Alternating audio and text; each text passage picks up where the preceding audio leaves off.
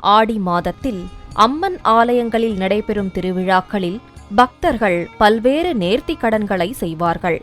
அந்த வகையில் அம்மனுக்கு செலுத்தும் நேர்த்திக் கடன்களில் முக்கியமானது பூச்சட்டி அல்லது அக்னி சட்டி எடுப்பதாகும். அம்பாள் இந்த பிரபஞ்சத்திற்கே நீதி தேவதையாக அறியப்படுகிறாள். ஆகையால்தான் அக்னியை தனது கிரீடமாக வைத்துள்ளதாக சொல்கின்றனர். பத்ரகாளி, மாரியம்மன், காளியம்மன், அங்காளம்மன் என அம்பிகையின் அம்சங்களில் கிரீடமாக அக்னி இருப்பதை காணலாம். காளியம்மன் ஆங்காரத்தின் உச்சமாக அக்னியை தனது கரங்களில் ஏந்தி நின்றாள். மாரி கற்பு நெறியின் வலிமையை காட்ட அக்னியை கரத்தினில் ஏந்தி நின்றாள் என்கின்றனர் ஆன்மீக பெரியோர்கள். பன்னெடுங்காலமாக நமது இந்து மதத்தில் அக்னி தூய்மையின் அடையாளமாக கருதப்படுகின்றது. இது தீயவற்றை நீக்கி புனிதத்தை நிலைநிறுத்துவதாக நம்பப்படுகிறது.